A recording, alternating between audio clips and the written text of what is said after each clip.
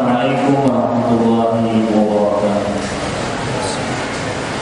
Innal hamdalillah nahmaduhu wa nasta'inuhu wa nastaghfiruh wa na'udzu billahi min shururi anfusina wa sayyiati a'malina. Man yahdihillahu fala mudilla lahu wa man yudlil fala hadiya lahu.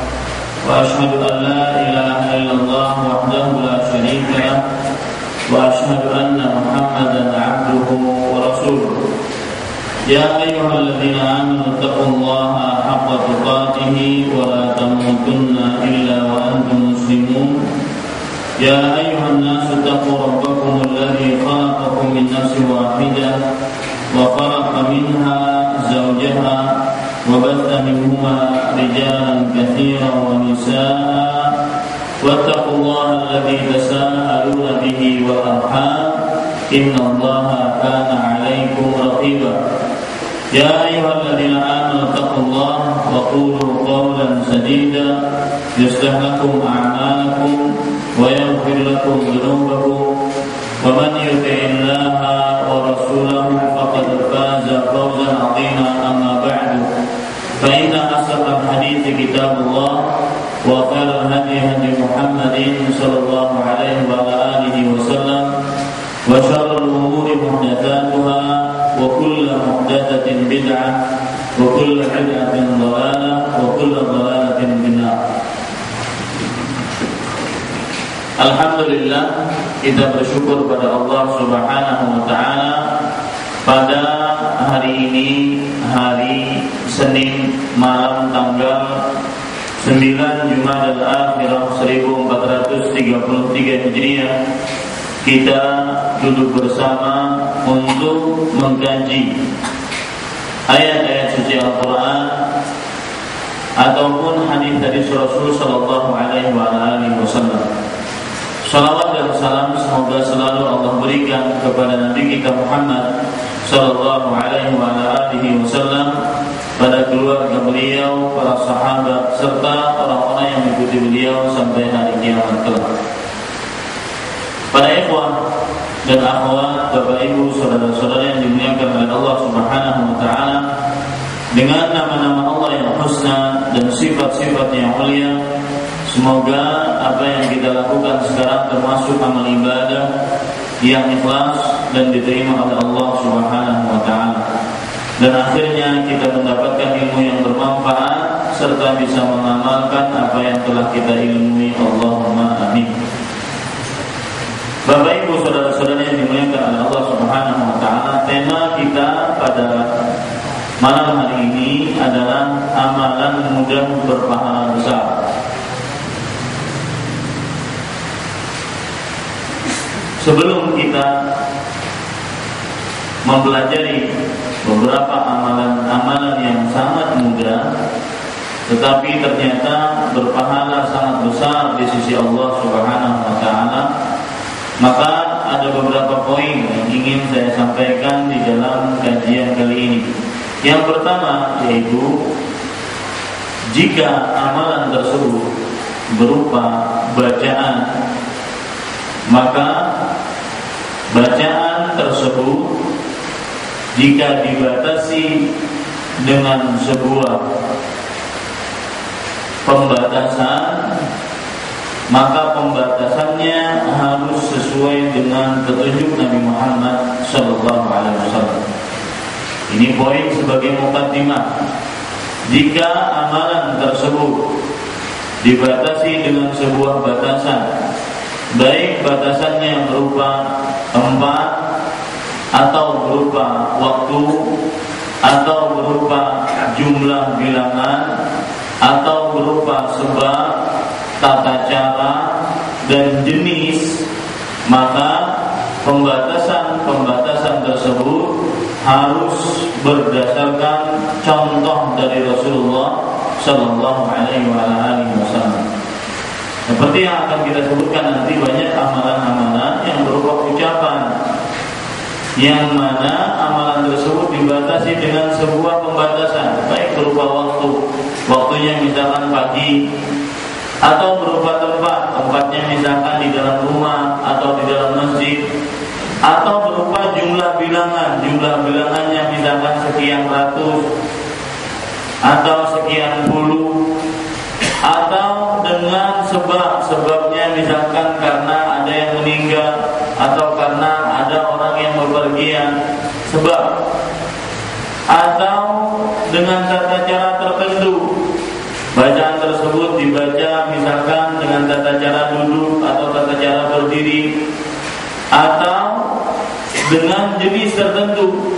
Jenisnya seperti jenis-jenis yang sudah ditentukan di dalam syariat Islam. Maka pembatasan ini tidak bisa kita batasi sebuah amalan kecuali dengan mencontoh hanya Rasulullah Sallallahu Alaihi Wasallam. Para ikhwan yang dirahmati oleh Allah Subhanahu Wa Taala, itu sebagai mukaddimah awal tentang tema kita pada kesempatan kali ini, amalan besar, amalan mudah berpahala besar. Salah satu nikmat Allah Subhanahu Wa Taala yang pantas kita syukuri, nikmat Allah atas umat Nabi Muhammad Sallallahu Alaihi Wasallam yang pantas kita syukuri adalah bahwa dengan kemurahannya Allah Subhanahu Wa Taala menjadikan pahala umat Nabi Muhammad Sallallahu Alaihi Wasallam berlipat-lipat ganda dengan amalan yang ringan. Ini kekhususan yang hanya dimiliki oleh umat Nabi Muhammad Sallallahu Alaihi Wasallam. Amalannya ringan tetapi berpahala besar, karena memang Allah Subhanahu Wa Taala ingin menstabilkan antara jumlah umur, banyaknya atau panjangnya umur yang dimiliki umat Nabi Muhammad SAW dengan amalan-amalan dan pahala mereka. Berbeda dengan umat-umat terdahulu yang umurnya panjang.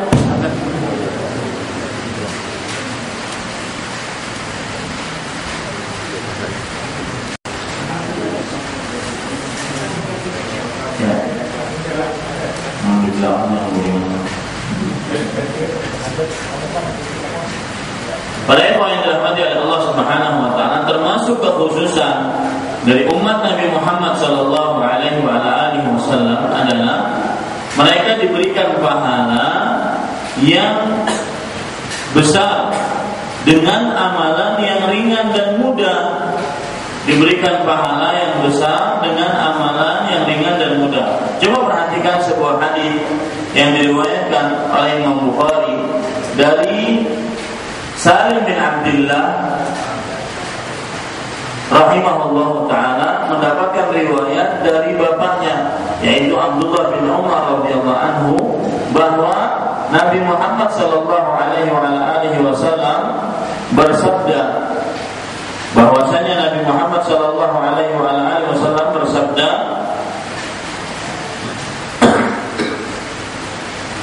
"Innama baqa'ukum fima salafa qablakum minal umam kama baina salatil asri ila ghurubi syams." Sesungguhnya bagian kalian terhadap apa yang telah terdahulu dari umat-umat sebelum kalian laksana antara sholat asar sampai terbenam matahari.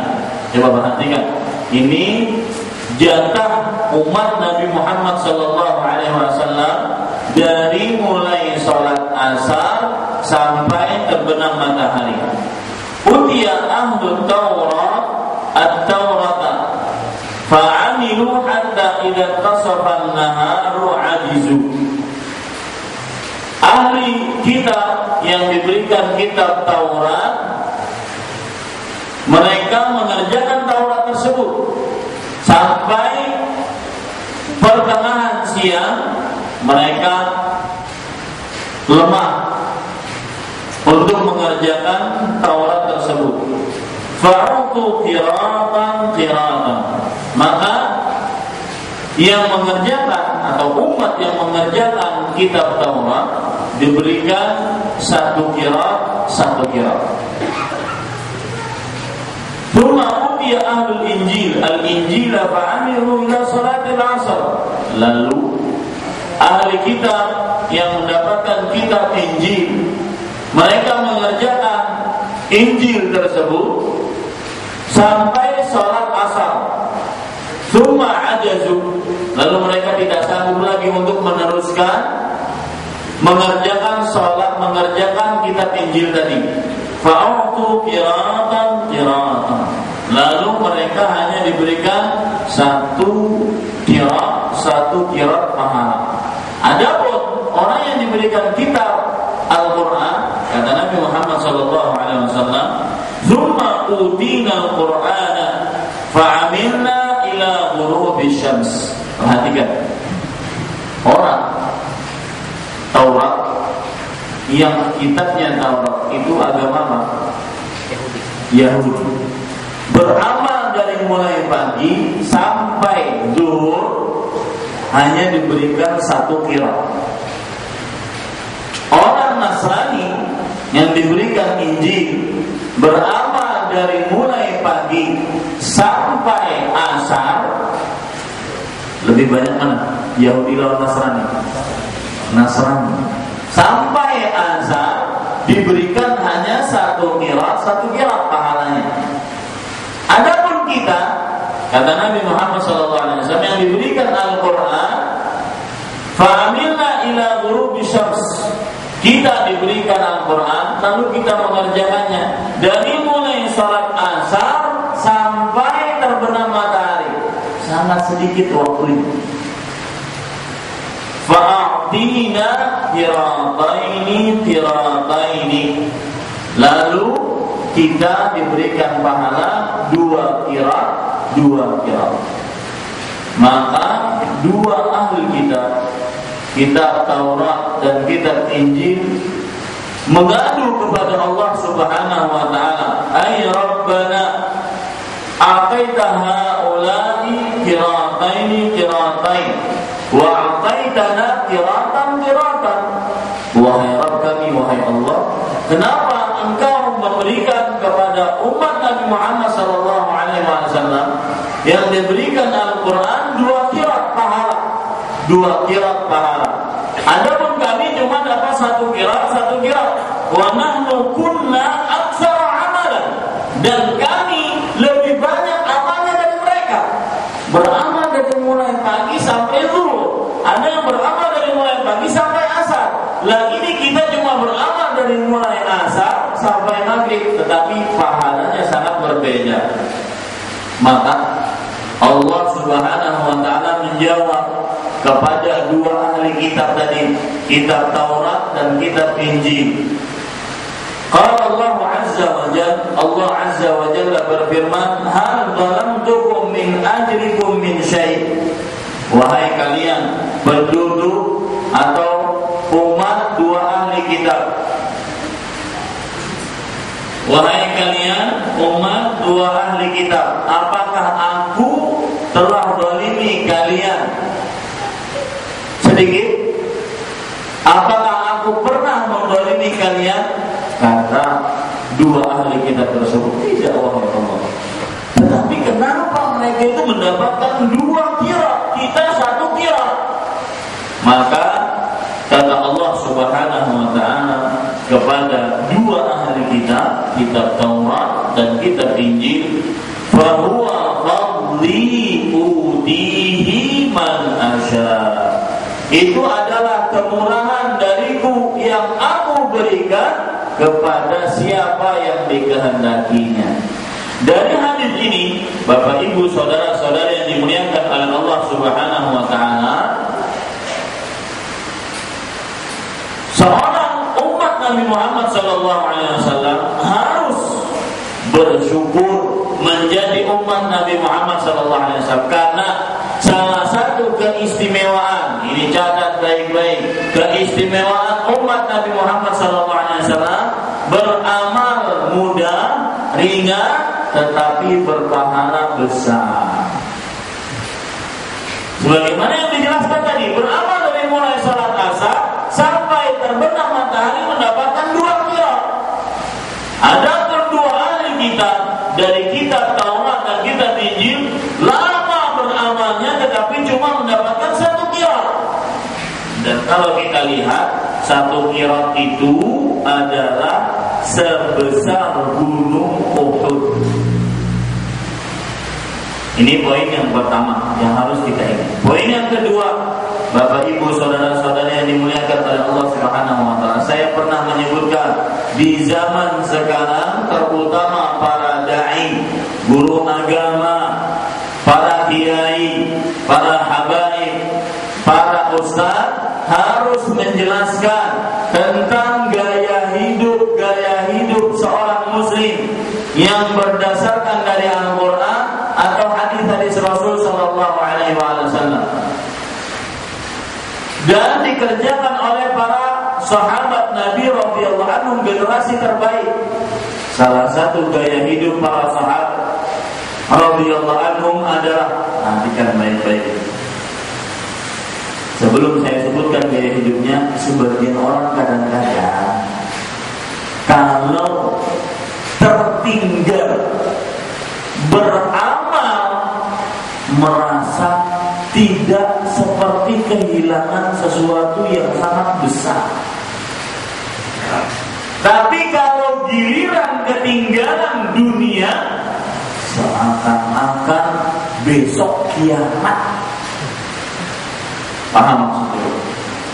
Sebagian kita kalau tertinggal beramal maka merasa biasa saja, dianggap lewat saja.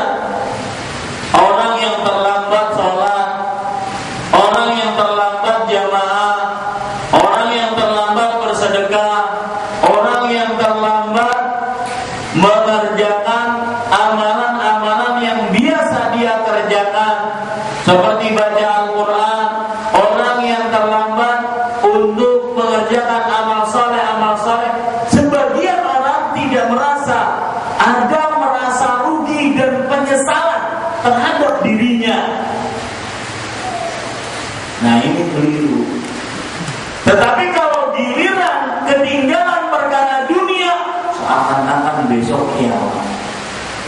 Sungguh Bapak Ibu saudara-saudara yang dimuliakan oleh Allah Subhanahu wa taala, saya mendapati beberapa orang yang merupakan hamba-hamba Allah yang saleh, dan kita melihat seperti itu, dan Allah lebih tahu tentang kesalehan dia.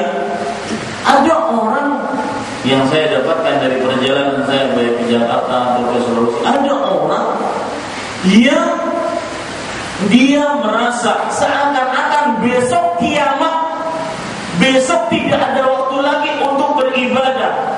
Ceritanya begini, orang tersebut ingin menunaikan ibadah umrah di waktu-waktu seperti ini, karena ini memang musimnya.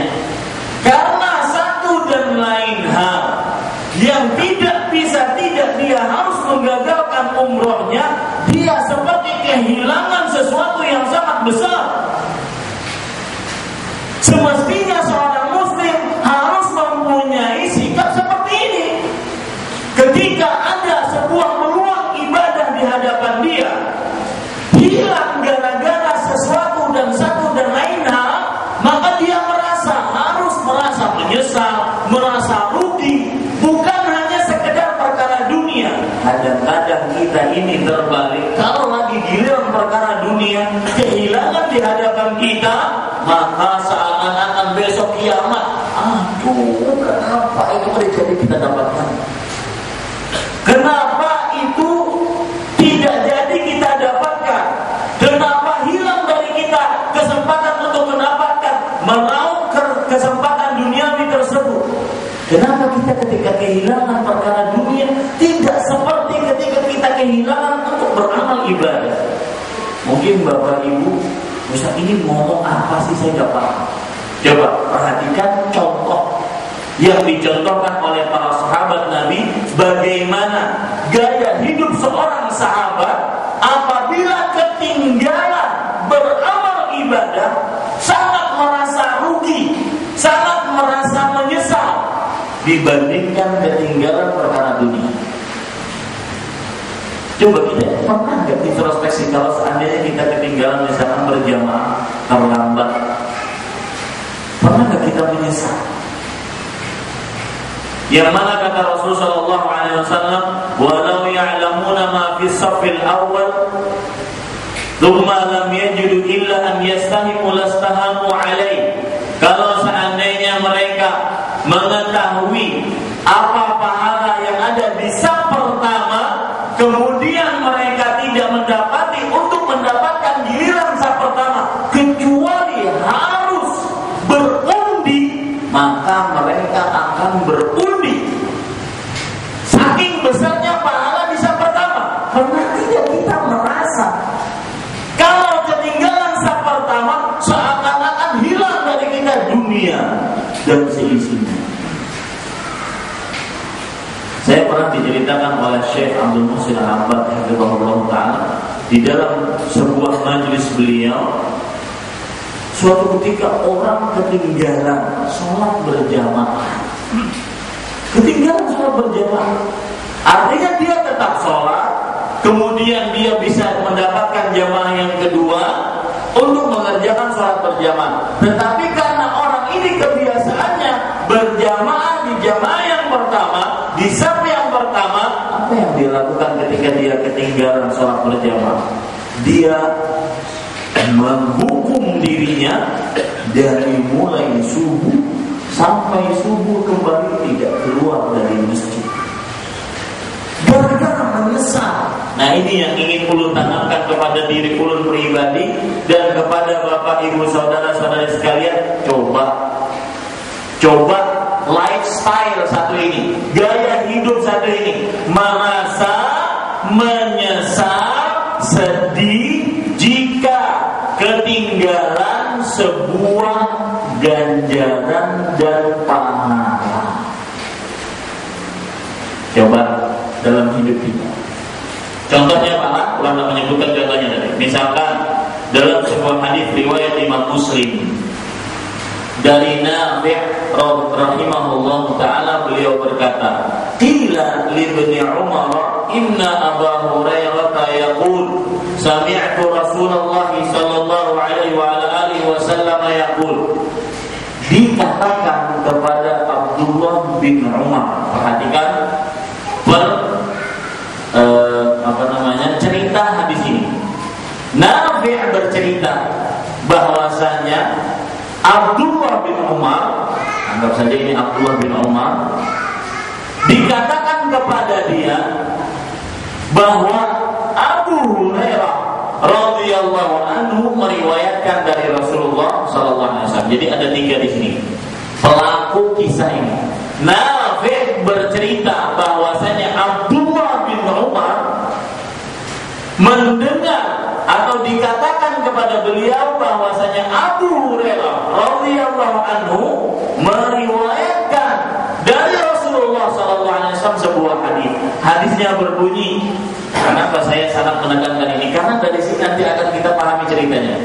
Jadi si Nafi' bercerita bahwasanya Abdullah bin Umar radhiyallahu anhu mendengar diriwayatkan kepada beliau bahwa Abu Hurairah meriwayatkan sebuah hadis. Berapa ikhwan dalam cerita ini? Berapa? 3. Hadis yang bagaimana? Perhatikan. Man tabi'a janazatan falahu qiratun minal ajri. Siapa yang mengikuti jenazah, maka dia akan mendapatkan 1 qirat dari pahala dan ganjaran. Mengikuti saja. Artinya apa mengikuti itu? Mengikuti itu setelah disolatkan, diikuti dari mulai setelah penyolatan dari masjid sampai dikuburkan. Itu maksudnya mengikuti. Nah, para ikhwan yang dirahmati oleh Allah Subhanahu wa taala, Abdullah bin Umar radhiyallahu anhu, kebiasaan beliau setelah sholat beliau pulang. Paham ceritanya sampai sini? Abdullah bin Umar setelah sholat beliau apa? Pulang. Setelah sholat jenazah beliau pulang, tidak mengikuti jenazah tersebut. Padahal hadisnya berbunyi, "Man tabi'a janazatan falahu qiratun minal ajr." Barang siapa yang dia mempunyai pahala 1 qirat. Mendengar itu, Abdullah bin Umar berkata, "Arsal alaina Abu Hurairah." Abu Hurairah sudah terlalu berlebihan di dalam hadisnya. Masa sih cuma mengikuti saja dapat 1 qirat pahala? Coba tanyakan kepada Aisyah, kata Abu Hurairah, kata Abdullah bin Umar, benar tidak hadis ini? Faba'atha ila Aisyah fasa'alaha. Maka Abdullah bin Umar mengutus orang untuk menanyakan hadis Abu Hurairah tadi, benar tidak? Apa biasanya nih?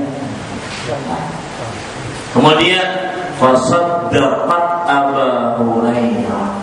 Ternyata Aisyah radhiyallahu anha membenarkan apa yang diriwayatkan oleh Abu Hurairah. Siapa yang mengikuti jenazah, maka dia mendapatkan 1 pahala sebesar 1 qirat. Kemudian setelah mendengar ternyata hadisnya benar, coba lihat ini gaya para sahabat.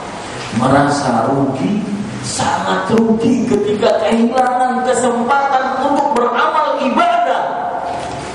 Kata Abdullah bin Umar radhiyallahu anhu, "Laqad farratna fi qararita katsiratin." Sungguh kita telah menyia-nyiakan pahala berkirat-kirat banyaknya. Ini penyesalan, perasaan merasa rugi dari Abdullah bin Umar ketika beliau kehilangan beberapa qirat dari pahala. Kenapa? Karena kebiasaan beliau setelah sholat jenazah apa tadi? Pulang. Coba tanamkan dalam hati kita gaya hidup ini. Ini yang ulun tuju. Tanamkan dalam hati kita bahwasanya kita harus merasa rugi, harus merasa menyesal ketika kehilangan kesempatan untuk beramal ibadah. Jangan hanya kalau kehilangan kesempatan perkara duniawi, seakan-akan dunia runtuh kepada dia. Tidak mau makan, tidak mau tidur, lawan bini merangut. Sekali ditakuni, sangkal kada dinaikkan gaji. Tapi giliran ketinggalan 2 rakaat sebelum subuh yang pahalanya rakaatul fajri khairun minad dunya wa ma fiha. 2 rakaat sebelum subuh lebih baik daripada dunia dan seisinya. Tidak pernah merasa sangkal, tidak pernah merasa rugi. Pas kami memadai ulun sangkal. Coba biar tanamkan dalam hati merasa sangkal ketika kita kehilangan kesempatan untuk beribadah. Itu gaya hidup seorang muslim. Saya beri contoh ini aja. Ini masjid ini kira-kira sudah sempurna. Kan ada lagi nak ditambahi apa lagi? Sangkal sih. Ada kalau membantu masjid. Subhanallah. Sangkal sini tidak bisa ikut andil di dalam menyamankan kaum muslim di dalam masjidnya. Nah, ini yang seperti ini yang harus kita cari. Gaya hidup seperti ini yang harus kita cari. Jangan hanya sangkal kalau kehilangan kesempatan dari perkara dunia. Ini Bapak Ibu saudara-saudara yang dimuliakan oleh Allah Subhanahu wa taala. Al-Hafidz Ibnu Hajar rahimahullah ketika mengomentari hadis ini beliau mengatakan fihi dalalatun ala fadilat Ibni Umar radhiyallahu anhuma. Di dalam hadis ini terdapat keutamaan yang dimiliki oleh sahabat Abdullah bin Umar radhiyallahu anhuma. Kenapa? Min hirsihi 'alal ilm. Karena ketamakan beliau terhadap ilmu, mencari ilmu. Yang kedua, wa ta'assufi 'ala ma fatahu minal 'amal shalih. Ini yang kita bicarakan tadi. Dan karena sikap merasa rugi beliau atas apa yang tertinggal oleh beliau dari kesempatan beramal soleh, dari kesempatan beramal soleh. Ini Bapak Ibu saudara-saudari yang dimuliakan oleh Allah Subhanahu wa taala. Jadi sekali lagi, sebelum kita memasuki menyebutkan amalan mudah berpahala besar itu gampang, 5 menit selesai lah. Tapi memahami dan meletakkan itu keyakinan sebagai sebuah keyakinan sehingga kita termotivasi, tersupport untuk beramal, ini yang susah. Sebagian orang kalau sudah mendengar amal, oh itulah amalannya, oh ya sudah, tetapi tidak termotivasi untuk mengamalkannya. Kenapa? Karena tidak dipahami seperti ini. Ingat, sekali lagi, gaya hidup seorang muslim adalah merasa rugi jika ketinggalan beramal ibadah. Makanya Bapak Ibu saudara-saudara yang dimuliakan oleh Allah, dalam perkara duniawi kita melihat ke bawah. Tapi kalau dalam perkara agama ibadah jangan melihat ke bawah. Masih itu haji sudah 7 kali, tapi baca Al-Qurannya belepotan. Aku kada bisa berhaji, baru baca Quran sedikit barang lebih baik daripada sedikit. Sedikit barangnya jangan. Tetap harus lebih baik. Si itu menjamaah subuh aja, aku mensubuh lawan zuhur masih mending. Ini jangan. Seperti ini keliru. Dalam perkara agama, ibadah, ketaatan kepada Allah, maka lihatlah orang-orang yang lebih daripada kita. Dalilnya apa? Allah Subhanahu wa taala berfirman, "Sabiqu ila magfiratin min rabbikum wa jannatin 'arduha as-samawati wal ardh." Berlomba-lombalah kalian untuk mendapatkan surga yang langitnya dan juga ampunan dari Rabb kalian. Surga dan ampunan dari Rabb kalian. Yang mana surga tersebut luasnya seluas langit dan bumi. Jangan melihat ke bawah dalam perkara ketaatan kepada Allah Subhanahu wa taala. Si Bintu kajian biasa hadir minggu-minggu pertama aja, di bulan-bulan tuh. Minggu terakhir kada hadir, aku kayak tujuan. Jangan. Ini Bapak Ibu saudara-saudara yang dimuliakan oleh Allah Subhanahu wa taala. Sekarang amalan yang pertama, amalan mudah berpahala besar. Mengikuti muadzin di dalam azannya. Makanya jika seseorang masuk ke dalam masjid dikumandangkan azan, selain azan sholat Jumat, maka tunggu, jangan langsung tahiyatul masjid. Kenapa? Karena mengikuti azan salah satu amalan yang mudah berpahala besar. Dalilnya apa? Coba perhatikan hadis riwayat Imam Muslim dari Abdullah bin Amr bin As radhiyallahu anhuma. Nabi Muhammad sallallahu alaihi wasallam bersabda, "Idza sami'tumul muadzina faqulu mithla ma yaqul." Jika kalian mendengar seorang yang mengumandangkan azan, maka ucapkanlah sebagaimana apa yang dia ucapkan. Jadi kalau seandainya muadzinnya mengucapkan Allahu Akbar, maka yang mendengar juga mengucapkan Allahu Akbar. Kalau muadzinnya mengucapkan asyhadu an la ilaha illallah, maka yang mendengarnya mengucapkan asyhadu an la ilaha illallah. Kecuali di sini ada pengecualian, tetapi tidak pada hadis ini. Kecuali ketika hayqalah, ketika hayya 'alas shalah atau hayya 'alal falah, maka yang mendengarnya mengucapkan la haula wala quwwata illa billah. Kalau muadzinnya mengucapkan as-salatu khairun minan naum, Nabi Muhammad SAW pada dasarnya bersabda, jika kalian mendengar seorang yang mengumandangkan azan, maka ucapkan seperti apa yang dia Sekarang as-salatu khairun minan naum. Apa yang kita ucapkan? Zabta wa barata wa ana ala dzalika minasyahidin. Hadisnya lemah. Maka kalau hadisnya lemah, pendapat yang lebih kuat tidak bisa dipakai hadis tersebut.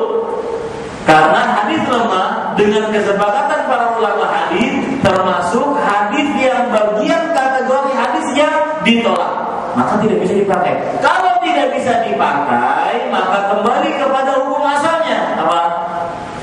Mengikuti seperti apa yang diucapkan oleh muadzin. Nah, ini sedikit permasalahan fikih. Kemudian terus, "Tsumma shallu 'alayya", lalu bersalawatlah kalian atasku, fa innahu man shalla 'alayya salatan sallallahu 'alaihi biha 'ashra. Jadi ketika kita mengikuti muadzin, setelah selesai maka kita disunahkan untuk bersalawat atas Nabi Muhammad sallallahu alaihi wasallam.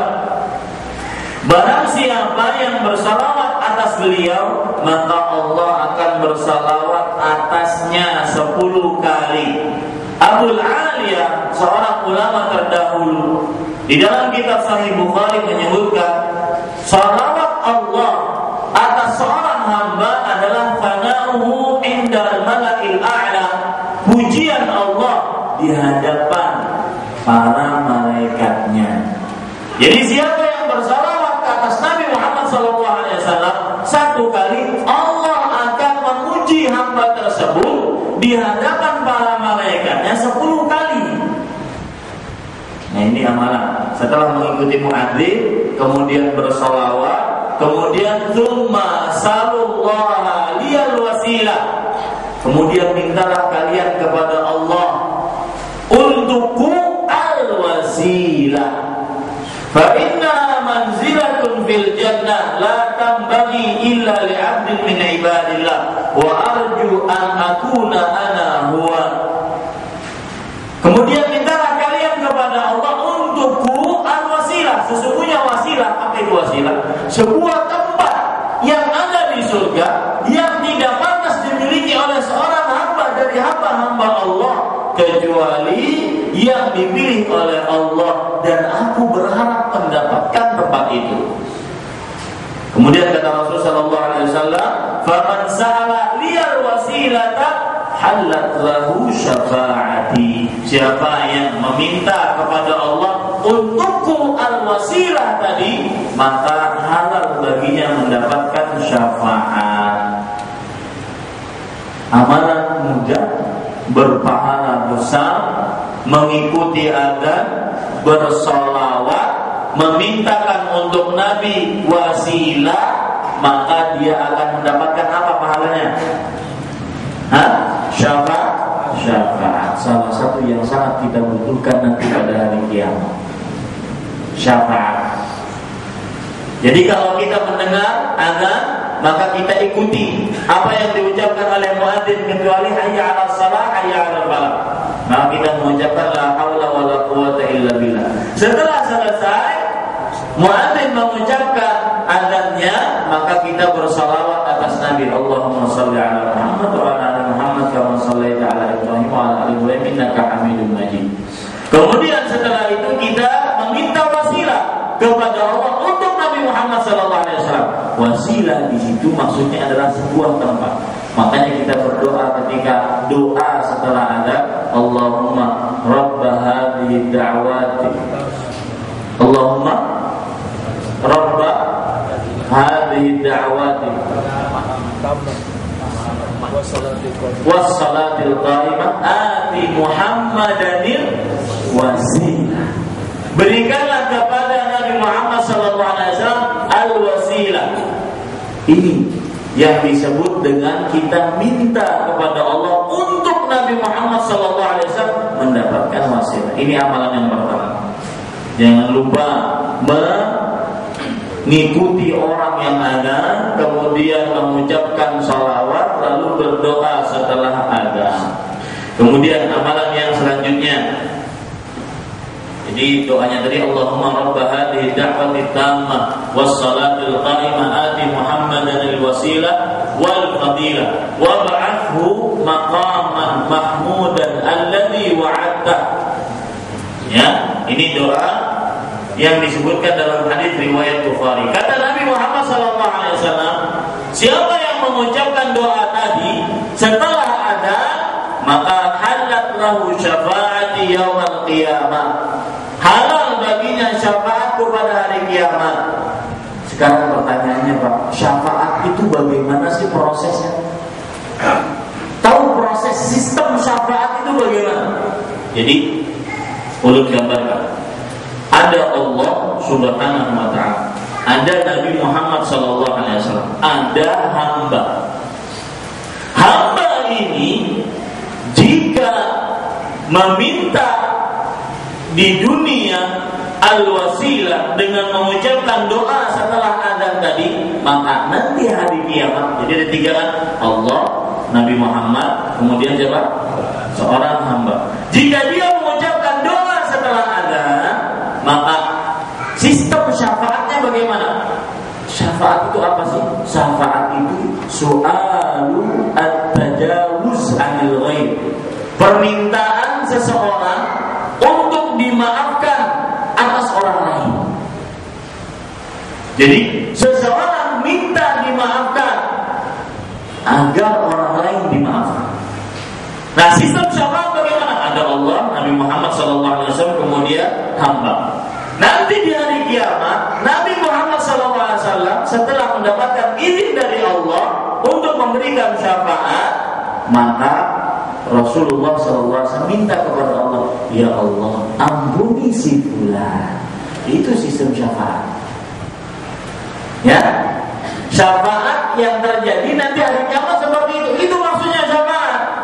Jadi syafaat itu adalah seseorang mintakan ampun kepada Allah untuk orang lain. Nabi Muhammad SAW meminta kepada Allah agar orang yang membaca doa setelah adzan mendapatkan syafaat diampuni oleh Allah Subhanahu wa ta'ala. Baik, kemudian yang kedua, ini bisa diamalkan nantinya kalau hendak guring. Sebagian orang kalau sudah kena bantal, nah betul lagi urusan, hendak tsunami datang 9 skala Richter juga terjadi masalah, maka jangan lupa membaca ayat kursi sebelum tidur atau ketika hendak tidur. Apa pahalanya? Coba perhatikan. Tema kita kan amalan mudah berpahala besar. Itu ayat surat Al-Baqarah ayat 255, ayat kursi. Kalau pian baca tidak lebih dari 1 menit, 1 menit tidak lebih. Dan itu salah satu keistimewaan lisan. Subhanallah, lisan ini luar biasa. Allah tidak menciptakannya dengan tulang. Makanya ketika kita mengucapkan sesuatu sangat mudah dan cepat. Seperti misalkan Rasulullah SAW menyebutkan dalam hadis riwayat Bukhari dan yang lainnya, salah satu amalan yang menghapuskan pahala, menghapuskan dosa walau sebanyak buih di lautan. Yang bisa menghitung buih di lautan banyaknya berapa? Saking banyaknya Rasulullah SAW menyebutkan tentang pak dosa sebanyak buih di lautan bisa dihapuskan dengan mengucapkan sebanyak 100 kali pagi dan sore subhanallah wa bihamdihi. Coba hitung. Wah ini ada nama hitung, lihatin jam. Baca subhanallah wa bihamdi kira-kira berapa menit? 4 menit. Hah? 4 menit. Kalau masa subhanallah wa bihamdi 1 menit. Coba biar coba ini adalah mencoba. Ya, ini luar biasanya lisan. Bapak Ibu saudara-saudara yang dimuliakan oleh Allah Subhanahu wa taala, hadis riwayat Imam An-Nasa'i dari Abu Umamah Al-Bahili radhiyallahu anhu, Rasul sallallahu alaihi wasallam bersabda, "Man qara'a ayatul kursi dubura kulli salatin maktubah lam yamna'hu min dukhulil jannah illa al-maut." Siapa yang membaca ayat kursi di akhir setiap sholat. Di akhir setiap sholat wajib, di akhir setiap sholat wajib, tidak ada yang menahannya dari masuk ke dalam surga melainkan kematian. Tidak ada yang menahannya dari masuk ke dalam surga melainkan kematian. Ini ada dulu lah. Ya, silakan kita sholat isya dulu. Setelah sholat isya baru kita sambung. Bismillahirrahmanirrahim. Alhamdulillahirabbil alamin wa sallallahu wasallam wa baraka ala abdihi wa rasulihi nabiyina Muhammad wa ala alihi wa sahbihi ajma'in. Amma ba'du. Termasuk amalan yang mudah dan berpahala besar adalah membaca ayat kursi. Dan tadi sudah saya sebutkan bahwa membaca ayat kursi itu baik di setelah sholat wajib atau mau tidur. Hadis yang menunjukkan bahwa sebelum tidur kita membaca ayat kursi dan pahalanya apa, itu sebuah hadis riwayat Bukhari, bahwa diceritakan Abu Hurairah radhiyallahu anhu pernah suatu ketika diperintahkan untuk menjaga harta sedekah. Kemudian beliau didatangi oleh seorang pencuri selama 3 hari. Dan selama 3 hari tersebut, pencuri tersebut selalu bisa ditangkap oleh Abu Hurairah radhiyallahu anhu. Ketika tertangkap pada hari yang ketiga, maka pencuri ini berkata kepada Abu Hurairah radhiyallahu anhu, "Idza awaita ila firashika faqra ayat al-kursi." Jika engkau hendak tidur, maka baca ayat kursi, yaitu Allahu la ilaha illa huwal hayyul qayyum hatta takhtimal ayat, sampai engkau mengakhirkan ayat tersebut. Maka pahalanya apa? Ini perhatikan, luar biasa pahalanya. Fa innaka lam yazala 'alaika minallahi hafiz wa la yaqrabannaka syaitan hatta tusbih. Maka engkau tidak akan engkau akan selalu dijaga oleh seorang malaikat yang menjaga, dan tidak akan pernah didekati oleh satu orang jin pun sampai pagi. Lalu setelah orang ini berkata seperti itu, maka kata Abu Hurairah, aku biarkan dia lepas. Lalu suatu pagi aku mendatangi Rasulullah sallallahu alaihi wasallam. Sebelum aku berkata-kata, bercerita tentang itu, malah Rasul sallallahu alaihi wasallam yang langsung bertanya kepadaku. Kata Rasulullah sallallahu alaihi wasallam, "Ma fa'ala asiruka al-barihah?" Wahai Abu Hurairah, tangkapanmu, tawananmu tadi malam, apa yang dia kerjakan? Kemudian kata Abu Hurairah radhiyallahu anhu, "Ya Rasulullah, za'ama annahu yu'allimuni kalimatin tanfa'unillahu biha." Dia mengaku telah mengajarkan kepadaku beberapa bacaan yang dengan bacaan tersebut Allah memberikan manfaatnya kepadaku. Fakhallaitu sabilahu. Maka setelah itu aku lepaskan dia. Maka kata Rasulullah sallallahu alaihi wasallam, "Ma hiya?" Apa yang dia ajarkan dari bacaan-bacaan tersebut? Maka Abu Hurairah radhiyallahu anhu menceritakan, "Idza awaita ila firashika." Dia berkata kepadaku, wahai Rasulullah, jika engkau hendak tidur, faqra ayat al-kursi min awwaliha hatta takhtimah. Maka bacalah ayat kursi dari awalnya sampai akhirnya. Dan dia berkata kepadaku, "Lan yazala 'alaika minallahi hafiz wa la yaqrabannaka syaitanun abada." Maka Allah Subhanahu wa taala akan mengutus atasmu seorang penjaga, dan tidak akan pernah seorang setan pun mendekatimu. Dan para sahabat Nabi radhiyallahu anhu adalah orang-orang yang sangat gigih untuk mendapatkan kebaikan, mendapatkan amal ibadah. Maka ketika mendapatkan amalan ini, Abu Hurairah radhiyallahu anhu sangat senang. Lalu beliau bertanya kepada Rasulullah sallallahu alaihi wasallam tentang amalan tersebut. Apa benar seperti itu? Maka kata Nabi Muhammad SAW, "Ama innahu qad sadaqaka wa huwa kadzub." Ketahuilah bahwasanya dia telah berkata kepada engkau dengan benar, tetapi dia adalah tukang dusta. Lalu Abu Hurairah radhiyallahu anhu ditanya oleh Rasul sallallahu alaihi wasallam, "Ta'lamu man tukhatib mundu thalatha layali?" Ya Abu Hurairah, wahai Abu Hurairah, apakah engkau mengetahui dengan siapa engkau berbicara selama 3 malam tersebut? Artinya pencuri itu siapa yang engkau tangkap selama 3 malam itu? Maka kata Rasul sallallahu alaihi wasallam, setelah Abu Hurairah menjawab, "La, tidak wahai Rasul, aku tidak mengetahui siapa dia." Maka kata Rasulullah sallallahu alaihi wasallam, "Huwa dzaka syaitan." Dia adalah iblis. Ya, yang berubah-ubah menjadi manusia. Di dalam hadis ini banyak faedah, di antaranya yaitu iblis atau jin bisa menampakkan diri. Maka tidak heran kalau seandainya terjadi penampakan. Cuma penampakan itu tidak boleh kita undang.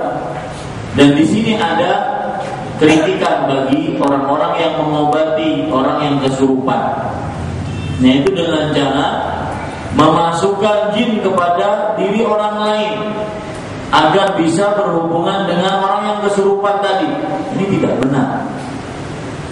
Kita berhubungan dengan jin tidak diperbolehkan kecuali hanya untuk berdakwah, sebagaimana yang dilakukan oleh Rasul sallallahu alaihi wasallam ketika beliau mendakwahi kaum jin. Kata jin, "Inna sami'na Qur'anan ajaba." Sebagaimana yang disebutkan dalam surat Al-Jin, sesungguhnya kami telah mendengar Quran yang sangat luar biasa. Fa'amanna bihi wa lan nusyrika bi rabbina ahada. Maka kami beriman kepada Quran tersebut dan tidak akan pernah menyekutukan Allah dengan sesuatu apapun. Ayat ini menunjukkan bahwasanya seseorang berhubungan dengan jin diperbolehkan hanya dalam satu perkara, yaitu dalam berdakwah. Adapun meminta pertolongan kepada jin, baik untuk perdukunan atau untuk meruqyah seseorang, seperti yang dilakukan oleh sebagian orang ketika dia sudah bisa memasukkan Islam sebagian jin, maka kalau ada orang yang kesurupan di hadapan dia minta tolong kepada teman-temannya jin tersebut. Ini tidak boleh. Ya, di dalam meruqyah pun tidak boleh kita terlalu banyak berbicara dengan jin tersebut, dengan jin yang masuk ke dalam tubuh tersebut. Yang kita lakukan adalah ruqyah, membaca-bacai dengan bacaan berasal dari Al-Quran dan Sunnah Rasul sallallahu alaihi wasallam. Tidak perlu rasanya kita menakuni dari mana kamu? Dari Amuntai jadinya. Nah, kalau gitu kita bahasa usulnya gitu. Ini kan tidak perlu. Yang perlu dilakukan ketika meruqyah seseorang hanya membaca-bacai. Tidak perlu kita berkomunikasi dengan dia, karena kebanyakan jin berdusta di hadapan manusia. Kemudian amalan yang ketiga, amalan mudah berpahala besar, membaca 2 ayat terakhir dari surat Al-Baqarah yang saya baca tadi. Rakaat berapa? Rakaat pertama. Ya, rakaat pertama yaitu amalan Rasul sampai akhir. 2 ayat terakhir dari surat Al-Baqarah. Rasul sallallahu alaihi wasallam bersabda dalam hadis riwayat Bukhari dari Abu Mas'ud radhiyallahu anhu, "Man qara'a bil ayatayn min akhir suratil Baqarah fi lailatin kafatahu." Siapa yang membaca 2 ayat terakhir dari surat Al-Baqarah pada sebuah malam, maka 2 ayat tersebut mencukupkannya. Perhatikan kata-kata 2 ayat tersebut akan mencukupkannya. Apa maksud dari mencukupkannya? Makna 2 ayat tersebut mencukupkannya, yang pertama, mencukupkannya dari bangun malam. Artinya hanya dengan 2 ayat ini seorang membacanya sebelum tidur, maka seperti dia bangun malam untuk sholat malam semalaman suntuk. Subhanallah. Yang kedua, mencukupkan Al-Quran, baik di dalam sholat atau di luar sholat. Siapa yang membaca 2 ayat terakhir dari surat Al-Baqarah pada suatu malam, maka dia seperti membaca Al-Quran, baik di dalam sholat atau di luar sholat. 2. Yang ketiga, maksud daripada 2 ayat tersebut mencukupkannya adalah mencukupkannya dalam perkara akidah, karena 2 ayat ini berkaitan dengan keimanan kepada Allah. Amana Rasul bima unzila ilaihi min rabbih wal mu'minun kullun amana billah wa malaikatihi wa kutubihi wa rusulihi. Ya, setiapnya beriman kepada Allah, para malaikat, kitab-kitabnya dan para rasulnya. Ini mencakup keimanan dan juga mencakup amal saleh secara umum. Yang keempat, 2 ayat tersebut menjaga dan mencukupkannya, maksudnya adalah menjaga dari segala keburukan. Subhanallah. Menjaga dari segala keburukan. Yang kelima, menjaganya dari keburukan setan. Yang keenam, menghalangi untuknya keburukan manusia dan jin. Ini sudah 6. Yang ketujuh, 2 ayat tersebut mencukupkannya, maksudnya mencukupkan baginya dari pahala apa saja yang didapatkan dari pelakunya daripada amalan-amalan apapun. Ini 7 ayat yang disebutkan oleh Al-Hafidz Ibnu Hajar. 7 makna dari 2 ayat tersebut mencukupkannya. Siapa yang membaca 2 ayat dari surat Al-Baqarah pada suatu malam di akhir surat Al-Baqarah tersebut, maka 2 ayat tersebut akan mencukupkannya. Makna-makna tadi saya ambilkan dari perkataan Al-Hafidz Ibnu Hajar rahimahullah ta'ala. Kemudian yang keempat, amalan mudah berpahala besar, yaitu bersalawat atas Nabi Muhammad sallallahu alaihi wasallam. Dalam hadis riwayat Imam An-Nasai, salawat ini luar biasa, terutama hari Jumat. Hari Jumat adalah amalan, salah satu amalannya bersalawat. Banyak-banyak bersalawat. Karena Rasul sallallahu alaihi wasallam bersabda, "Inna min afdali ayyamikum yaumal jum'ah. Fihi khuliqa Adam wa fihi qubir wa fihi nafkhah wa fihi sa'kah. Fa'akthiru salata fihi alayya. Fa inna salatakum ma'rudatun alayya." Sesungguhnya seutama-utama hari adalah hari Jumat. Di dalamnya diciptakan Nabi Adam dan di dalamnya diwafatkan. Di dalamnya terdapat tiupan sangkakala. Dan hari kiamat terjadi pada hari Jumat, hadis riwayat Muslim. Dan di dalamnya terdapat sa'kah, yaitu wafatnya, matinya seluruh manusia, seluruh makhluk ketika ditiupkan sangkakala. Dan perbanyaklah di dalamnya membaca salawat, kata Nabi Muhammad SAW.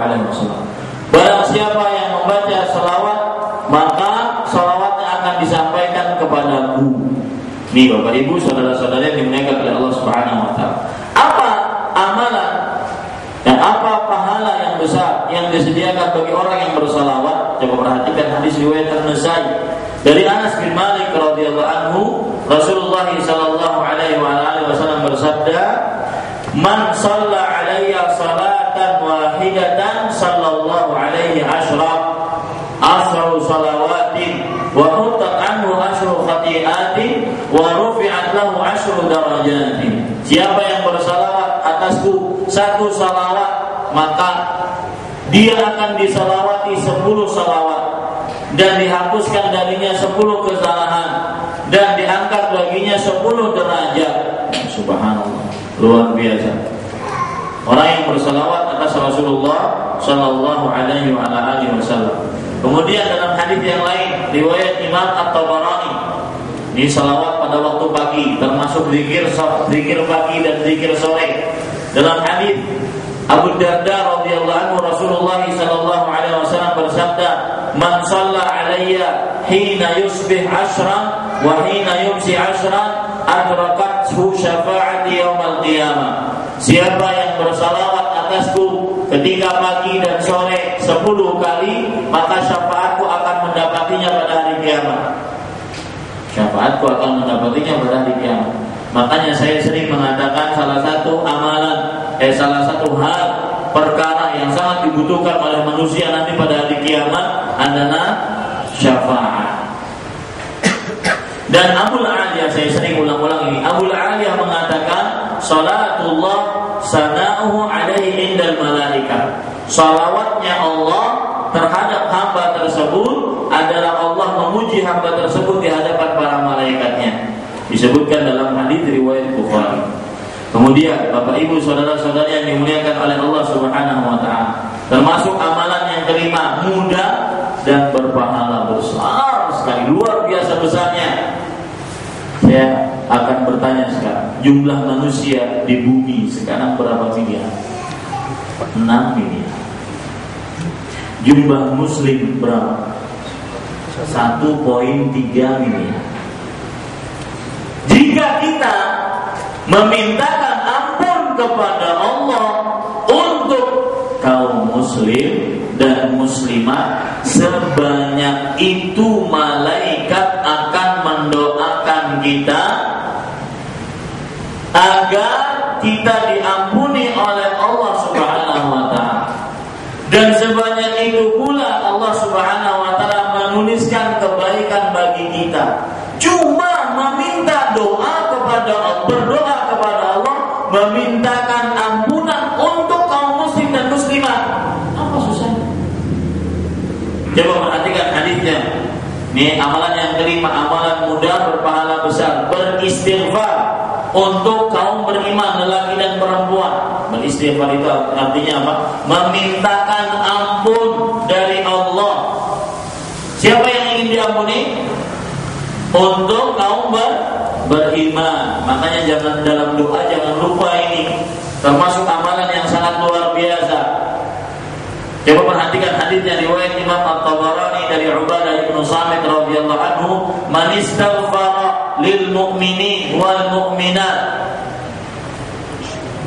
Barang siapa yang memintakan ampun untuk kaum beriman, lelaki dan perempuan, kataballahu lahu bikulli mu'minin wa mu'minah hasanah, maka Allah akan menuliskan baginya sebanyak kaum beriman lelaki dan perempuan tersebut kebaikan. Luar biasa. Kita hanya mengucapkan Rabbana firli wa liwalidayya wa lil mu'minina yawma yaqumul hisab. Sebagaimana doanya Nabi Ibrahim alaihissalam, wahai Allah, ampunilah aku, kedua orang tuaku dan seluruh kaum beriman pada hari kiamat. Itu akan Allah menuliskan bagi kita sebanyak kaum beriman dan kaum beriman lelaki dan perempuan kebaikan. Berapa kebaikan yang kita dapat kalau kita mengucapkan seperti doa tadi? 1,3 miliar kebaikan. Saya sering mengucapkan bahwasanya yang sangat harus dikerjakan oleh manusia di dunia, di hasil, di sisa-sisa dari umurnya 2. Pertama, kumpulkan pahala sebanyak-banyaknya. Amalan apa saja yang mendatangkan pahala, kerjakan agar terkumpul pahala. Karena dengan itu kita menghadap Allah Subhanahu wa taala. Yang kedua, amalkan amalan yang menghapuskan dosa, karena kita tidak lepas dari dosa. Subhanallah. Dan di sini coba lihat hadisnya apa? Kataballahu lahu bikulli mu'minin wa mu'minah hasanah. Allah akan menuliskan sebanyak kaum beriman lelaki dan perempuan kebaikan. Dan ada kaidah, innal hasanat yudhibna sayyi'at. Ini ayat Al-Quran. Sesungguhnya kebaikan-kebaikan menghapuskan dosa-dosa. Jadi kita itu seperti mengayuh sekali kayu 2-3 pulau terlampaui. Sudah bisa mengumpulkan pahala, kemudian juga bermanfaat untuk apa? Menghapus dosa. Nah ini Pak, amalan kayak ini kada dapat kecuali duduk di majelis ilmu, mun umut-umut di hadapan kita kada dapat. Oh TV aja acaranya nang bagus-bagus nang Nah, kalau seandainya TV-nya ceramah agama, oke. Kalau seandainya ceramah agama, mau berbeda channel, iklan aja. Musiknya ada, bebiniannya ada, tidak menutup auratnya ada. Ini Bapak Ibu saudara-saudara yang dimuliakan oleh Allah Subhanahu wa taala. Amalan yang berapa? Yang ke-6. Sebelum terakhir, kita akan berhenti pada angka yang ganjil yang ke-7. Mengucapkan subhanallah wa bihamdi.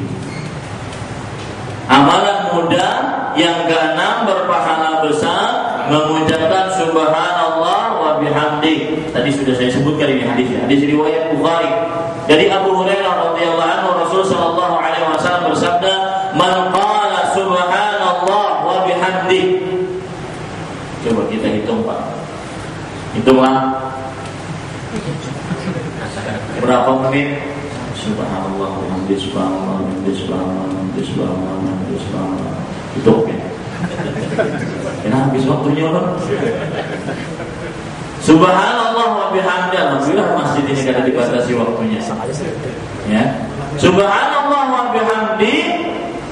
Kata Nabi Muhammad SAW, siapa yang mengucapkan subhanallah wa bihamdi fi yaumin, pada suatu hari, mi'ata marrah, sebanyak 100 kali, huttat khatayahu, akan dihapuskan dosa-dosanya. Makanya saya katakan tadi di awal, baru saja saya katakan, manusia itu di sisa umurnya cuma punya tugas 2. Pertama, bagaimana sebanyak mungkin mengumpulkan pahala. Yang kedua, bagaimana dosa-dosanya terhapus. Amalan apa saja yang menghapuskan dosa, kerjakan, Pak. Contohnya ini Nabi Muhammad SAW menyebutkan akan dihapuskan dosa-dosanya, meskipun wa in kana mithla zabadil bahr, meskipun seperti buah banyaknya buih di lautan. Luar biasa. Hanya mengucapkan apa? Subhanallah wa bihamdi. Ini diamalkan, Pak. Nah, yang ke-7. Nah, ini kalau kita bertemu dengan sesama muslim, ya, bersalaman, lawas-lawas, bersalaman. Coba perhatikan dalam hadis riwayat Imam At-Tabarani dari Hudzaifah radhiyallahu anhu, Nabi Muhammad sallallahu alaihi wasallam bersabda, "Innal mu'mina idza laqiya al-mu'mina fasallama alaihi wa akhadha bi yadihi fasafahu tanatharat khatayahuma kama yatanatharu waraqus syajar." Sesungguhnya jika seorang mukmin bertemu dengan mukmin yang lain, lalu dia mengucapkan salam, amalan yang pertama, mengucapkan salam. Jangan lalu ucapkan salam. Masuk warung, ucapkan salam. Ya, bertemu dengan orang, ucapkan salam. Masuk rumah, ucapkan salam. Ya, fasallama alaihi yang pertama, lalu dia mengucapkan salam. Fa akhadha bi yadihi fasafahu, lalu mengambil tangannya dan berjabat tangan. Apa pahalanya? Apa ganjarannya? Tanatharat khatayahuma, maka dua orang yang berjabat tangan tadi akan gugur kesalahan-kesalahannya, sebagaimana daun-daun pepohonan gugur ketika musim gugur. Ada yang tersisa, ada daunan kalau musim gugur bisa tersisa. Luar biasa. Maka sekali lagi saya ulangi di awal tadi, yang poin paling penting yang ulun ingin tanamkan kepada diri ulun dan kepada jamaah sekalian, Bapak Ibu sekalian, merasa rugilah jika ketinggalan kesempatan untuk beramal ibadah. Bahkan mungkin kita bisa berlinang air mata, menyesal dengan sesal-sesalnya, merasa rugi dengan serugi-ruginya jika ada kesempatan di hadapan kita mengambil iman ibadah, tetapi belum ada takdirnya. Ya Allah, merasa rugi. Lebih rugi ketika kita kehilangan dunia kita. Ini Bapak Ibu saudara-saudara sekalian, mudah-mudahan bermanfaat. Apa yang baik dari Allah Subhanahu wa taala, apa yang buruk itu dari kami pribadi manusia biasa. Sallallahu Nabi Muhammad walhamdulillahi rabbil alamin. Ya, pertanyaan pertama. Assalamualaikum warahmatullahi wabarakatuh. Waalaikumsalam warahmatullahi wabarakatuh. Saya biasanya baca zikir pagi dan petang suatu hari. Saya terlupa baca zikir tersebut. Bisakah diqadha zikir tersebut dan dibaca malam hari? Boleh. Anak amalan yang dikerjakan biasanya senantiasa kontinu, kemudian dia terlupa atau kesibukan satu hal sehingga tidak dikerjakan, maka boleh diqadha.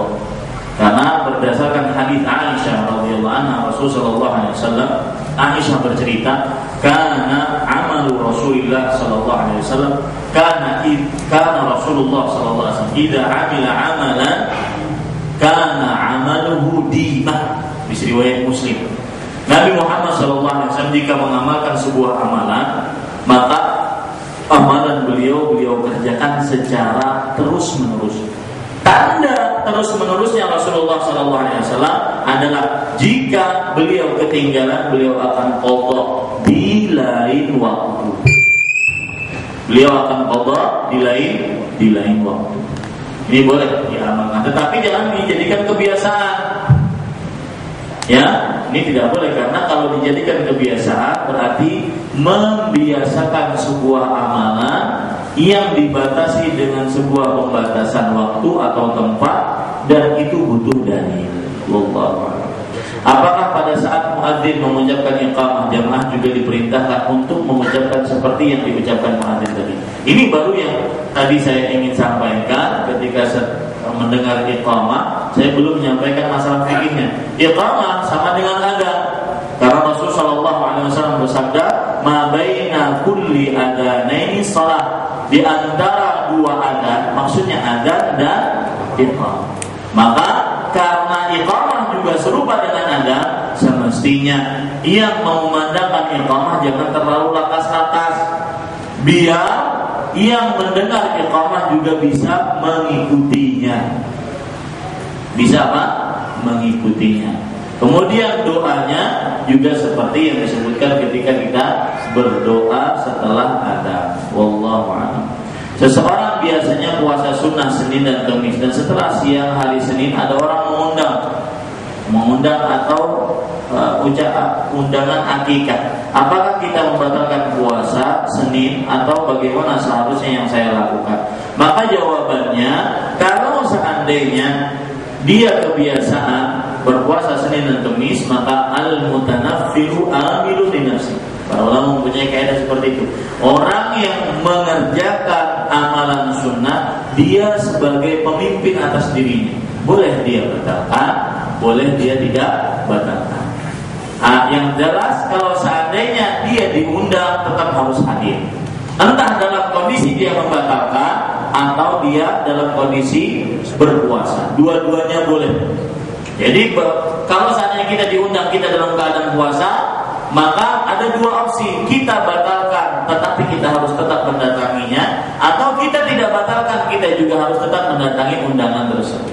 Kalau kita tidak membatalkan puasa kita dan menghadiri undangan tersebut, maka kita mendoakan kepada orang yang mengundang kita.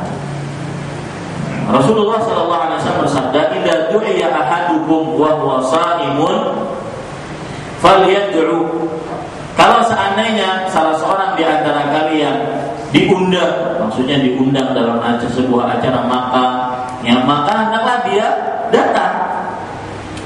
Akan tetapi hendaklah dia mengerjakan membacakan doa untuk orang yang mengundangnya. Kalau seandainya dia tidak membatalkan puasanya. Kalau seandainya dia membatalkan puasanya, maka dia boleh menyantap makanan tersebut. Tidak ada batasan harus dibatalkan atau tidak harus dibatalkan, terserah dirinya. Wallahu a'lam. Apakah iblis yang ditangkap Abu Hurairah adalah iblis yang menjerumuskan Nabi Adam ke dunia? Wallahu a'lam. Apakah maksud sebaik-baik? Wallahu a'lam, saya tidak tahu maksudnya. Apakah maksud sebaik-baik jin jalan adalah sejelek-jelek manusia? Apakah maksud sebaik-baik jin adalah sejelek-jelek manusia? Apa jin tidak ada satupun yang bisa dipercaya? Maka jawabannya, Bapak Ibu saudara-saudari yang dimuliakan oleh Allah Subhanahu wa taala, sebaik-baik jin adalah sejelek manusia. Ini pernyataan ini harus dicari apakah berdasarkan dari Al-Quran atau hadis Rasul SAW. Yang ada adalah manusia dimuliakan oleh Allah dari seluruh makhluk. Wa faddalna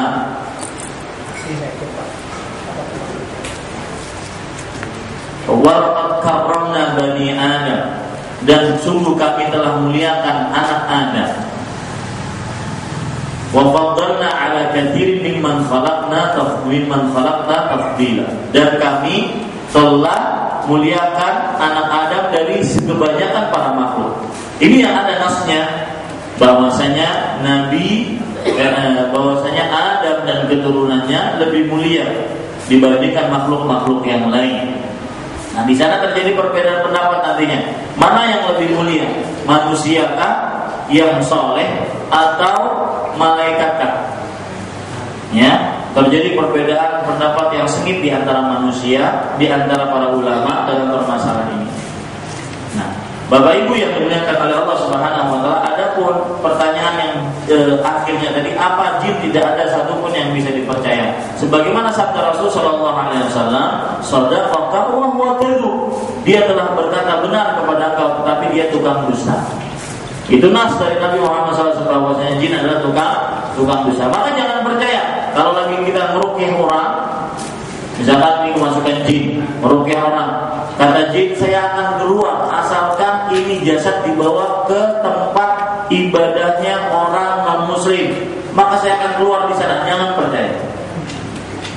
Atau dia akan berkata, saya akan keluar dari jasad ini asalkan kamu menoleh ke kanan. Jangan menoleh. Meskipun kita harus mengeluarkan tenaga untuk meruqyah dia, jangan percaya. Karena kata Rasulullah SAW, "Shadaqaka wa huwa kadzub." Dia telah berkata benar dan dia adalah tukang dusta. Itu jin dan iblis, syaitan. Ya, ini sabda Nabi Muhammad SAW. Jadi ketika kita meruqyah orang, kenapa kita tidak boleh untuk menyetujui jin tersebut? Artinya misalkan, saya akan keluar dari jasad ini asalkan sediakan di bawah lawang sebuting untuk. Bukan permasalahan untuknya yang harganya 500-an, 1000-an, tidak. Tetapi permasalahannya adalah ketika kita mengerjakan itu berarti ada kepatuhan, ketaatan kita kepada itu yang diinginkan oleh jin. Nah, maka pada saat itu lemahlah akidah dia, tambah kuatlah jin tersebut. Maka jangan pernah percaya kepada jin, sebagaimana yang disabdakan oleh Rasul sallallahu alaihi wasallam. Allah. Apakah ada waktu khusus membaca amanah Rasul sebagaimana disebutkan di waktu malam? Tidak ada. Jadi ini bagus pertanyaan. Kalau ada amalan mutlak, maka mutlak itu bebas, jangan sampai pernah dibatasi dengan batasan kecuali dengan dalil. Seperti misalkan Allah Subhanahu wa taala berfirman, "Ya ayyuhalladzina amanu dzkurullaha dzikran katsira." Wahai orang-orang yang beriman, berzikirlah kepada Allah dengan zikir yang banyak. Kira-kira Allah membatasi dengan tempat enggak di sini? Membatasi dengan jumlah bilangan enggak? Membatasi dengan waktu tidak? Maka jangan pernah kita batasi. Ya, kalau kita membatasinya maka perlu dalil. Kalau tidak ada dalil, dikerjakan juga dengan pembatasan tersebut. Ini yang disebut dengan mengada-ngada dalam agama Islam. Apakah setelah maghrib, isya, subuh? Maka pokoknya waktu malam. Malam kapan? Setelah terbit matahari. Sampai kapan? Sampai sebelum terbit fajar. Itu malam.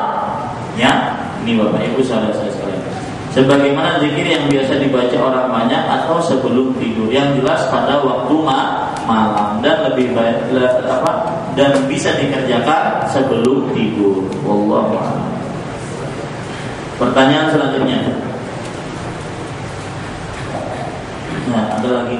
Apa hukum berjabat tangan saat hendak berpisah?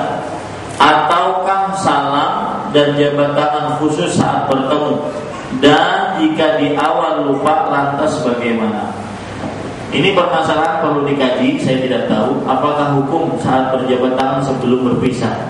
Ya, yang ada dalam hadis Rasulullah SAW, jika bertemu dan mengucapkan salam dan menjabat tangan. Tapi ketika berpisah, apakah harus salam dan berjabat tangan? Maka harus dikaji. Allahu a'lam, saya tidak tahu. Pilih mana sunnah qabliyah di rumah, kadang dapat saf pertama berjamaah.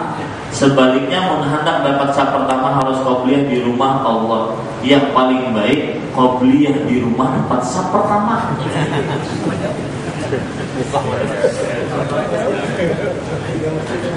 Kalau seandainya tidak dapat juga pernah mencoba-coba, ini seperti pertanyaan, pilih mana Ustaz, biar qabli ba'diyah di rumah tetapi kadang-kadang lelet. Karena kalau sudah sampai di rumah panas ya. Nah, betul. Bepacul baju, bepacul kopiah, bepacul tapi koler ba'diyah. Tapi kalau kau beli ba'diyah di masjid, ya tidak ada tantangan, tidak ada rintangan. Tapi Ustaz yang paling utama kan di rumah. Nah, ini permasalahannya.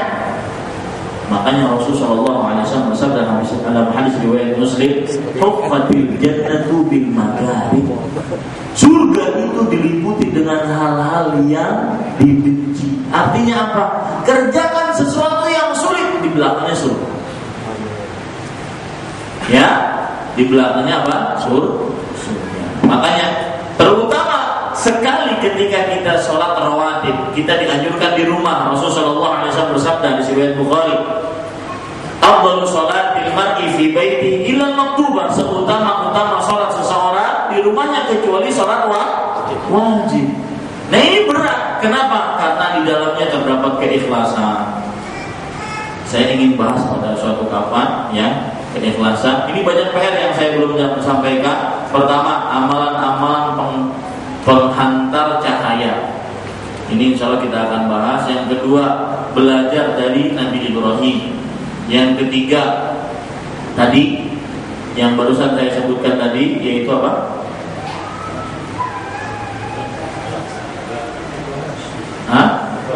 Ikhlas. Masalah ikhlas ini luar biasa, berbicara tentang ikhlas. Karena dengan ikhlas kita urusan-urusan yang sebenarnya tidak perlu terjadi, tidak akan pernah kita pikirkan kecuali kalau kita ikhlas kepada Allah Subhanahu wa taala.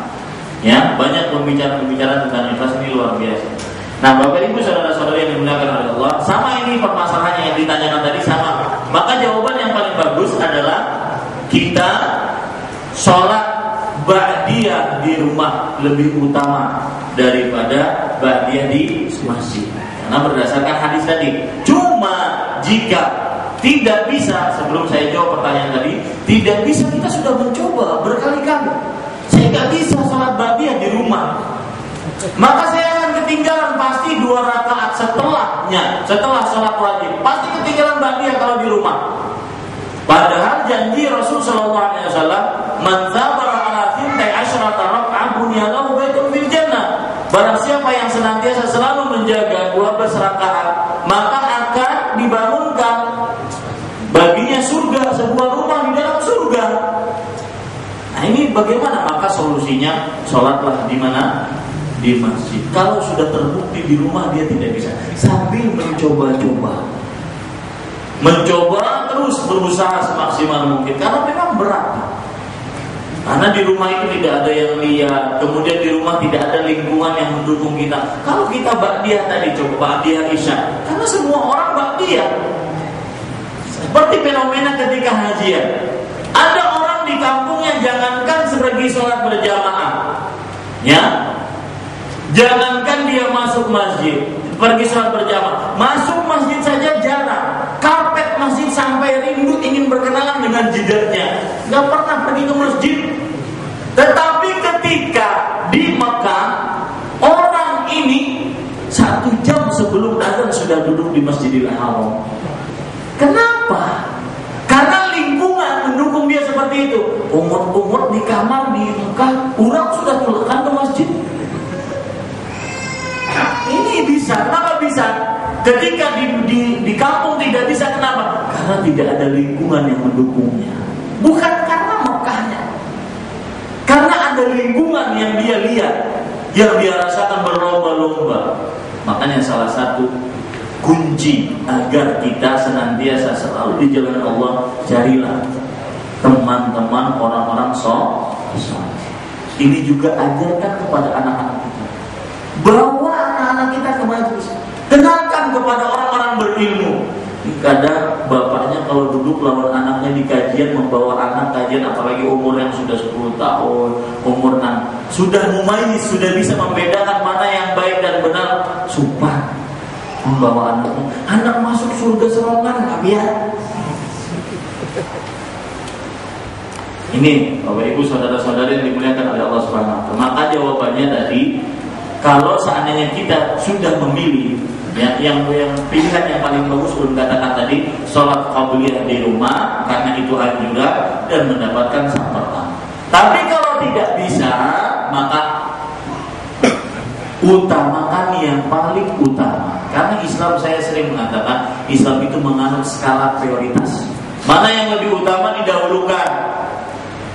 Maka karena sunat qabliyah lebih rendah daripada mendapatkan takbiratul ihram imam, maka kita dahulukan sunnah, kita dahulukan apa? Mendapatkan takbiratul ihram imam dan saf pertama. Jadi kalau kita tidak bisa mengkondisikan untuk sholat qabliyah di rumah, maka sholat qabliyah di masjid dengan catatan kita dapat apa? Saf pertama dan takbirat. Ini parah kadang-kadang. Sudah kada qabliyah di rumah, wasbuk Allah. Iya benar. Ya, demikian. Wallahu a'lam. Ada yang lagi bertanya? Apakah ketika disebut nama ulama yang sudah meninggal diiringi kata-kata rahimahullah, kita disunahkan mengucapkan amin? Tidak disunahkan. Rahimahullah adalah sebagai sebuah doa, tidak disunahkan, tidak ada nasnya yang saya ketahui mengucapkan amin. Rahimahullah saja sebagai doa kita kepada orang yang berilmu dan adab kita kepada orang yang berilmu. Dan ini termasuk daripada adab seorang muslim. Semoga ketika kita juga meninggal, kita akan didoakan oleh orang-orang dari kaum muslim tersebut. Allah. Silakan. Assalamualaikum warahmatullahi wabarakatuh. Waalaikumsalam. Pak Ustadz, kita ada punya keluarga yang bekerja di daerah Kalimantan Timur dan dia bekerja itu sudah 2 tahun Ustaz. Jadi sebelum dia berangkat ke sana sama orang tuanya diadakan acara ritual Ustaz. Acara ritual dengan dikembang. Iya. Tujuannya supaya tidak mendapat kemudaratan. Bantu. Rupanya Tuhan berkehendak lain Ustaz. Dapat menolak. Sebulan yang lewat ternyata keluarga kita itu meninggal kecelakaan. Nah, yang ingin kita tanyakan, apabila acara ritual itu bertentangan dengan syariat agama, apakah si korban ini dosanya bisa diampuni karena terbawa mati Ustaz? Tolong penjelasannya. Terima kasih. Assalamualaikum warahmatullahi wabarakatuh. Iya. Para kata yang dirahmati oleh Allah Subhanahu wa taala, kaedahnya ya di dalam dosa diampuni atau tidak diampuni adalah permasalahan syirik atau tidak syirik. Karena Rasulullah Subhanahu wa taala berfirman dalam surah An-Nisa baik ayat 48 atau 116, "Innallaha la yaghfiru an yushraka wa yaghfiru ma duna dzalika liman yasha." Sesungguhnya Allah tidak mengampuni dosa yang menyekutukannya. Nas dari Allah SWT. Yang meninggal dalam kesyirikan tidak diampuni. Bahkan dalam surah Al-Maidah ayat ke-70-an Allah Subhanahu wa taala berfirman, "Innahu man yusyrik billah faqad harrama Allahu 'alaihi jannah wa ma'wahu nar wa ma lidh-dhalimin min ansar." Ini peringatan keras bagi orang-orang yang ingin menyekutukan Allah Subhanahu wa taala. Ingat 3 dosa besar ini sebelum Anda menyekutukan Allah Subhanahu wa taala. Siapa yang menyekutukan Allah, maka sesungguhnya dia telah diharapkan darinya surga, tempatnya neraka, di akhir tidak ada yang menolong. Maka lihat, kita bisa menentukan ya bahwasanya seseorang diampuni dosanya atau tidak Ini di luar konteks yang orang yang Bapak bicarakan tadi. Saya tidak berbicara secara personal, karena tidak bisa kita berbicara secara personal, karena itu hak prerogatif Allah Subhanahu Wa Taala mengampuni atau tidak mengampuni. Karena mungkin dia ada amalan yang amalan tersebut kita tidak mengetahuinya, dengan amalan tersebut diampuni dosa-dosanya. Ya, ada amalan. Tetapi kita berbicara siapa yang menyekutukan Allah, siapa yang menyekutukan Allah. Artinya perbuatannya. Siapa yang menyekutukan Allah dan meninggal dalam kesyirikan, maka tidak diampuni dosanya. Adapun secara personal si fulan dan Allah, kita tidak bisa menentukannya, karena itu adalah hak prerogatif Allah Subhanahu wa Ta'ala. Kalau kita menentukannya, maka nanti kita lebih mendahului Allah Subhanahu wa Ta'ala, dan ini sangat dicela oleh Allah Subhanahu wa Ta'ala. Begitu ya. Kalau kita berjamaah tapi belum pergi ke masjid, kita mendengarkan azan di rumah dan menjawab azan karena sholat qabliyah di rumah, apakah boleh menjawab azan dan bersalawat dan berdoa setelah azan? Maka jawabannya ya boleh. Menjawab azan tidak mesti harus di masjid. Di mana saja kita mendengar azan, maka kita jawab. Nah, mungkin lebih biar permasalahannya lebih rumit lagi kalau di hadapan kita ini ada 2 masjid. Maka bagaimana yang kita jawab? Maka jawab dua-duanya. Ya, semampu kita menjawab dua-duanya. Wallahu a'lam. Karena hadisnya seperti itu. Man qala hina yasma'un nida. Siapa yang mengucapkan doa ketika dia mendengar azan. Tidak ditentukan apakah masjid yang barat, masjid yang jauh, masjid yang dahuluan, dan masjid yang terakhir, tidak. Pokoknya mendengar azan, maka dia ucapkan seperti apa yang diucapkan oleh umat. Silakan. Jadi tidak salah tangkap yang mengatakan bahwa setelah iqamah itu kita melakukan doa dan selawat sebagaimana azan. Nah itu kan apakah itu khilafiyah atau bagaimana? Iya, terjadi perbedaan pendapat di antara ulama. Ya, dalam permasalahan itu bahwa doa setelah iqamah apakah doa seperti azan atau tidak. Wallahu a'lam, karena iqamah juga azan disebut oleh Rasulullah SAW, maka kita kembali kepada asal, yaitu mengucapkan doa azan ketika setelah iqamah. Wallahu a'lam. Cukup kiranya kita cukupkan dengan kafaratul majlis. Jazakumullahu khairan sebelumnya. Subhanallah wa bihamdika asyhadu an la ilaha illa anta astaghfiruka wa atubu ilaik.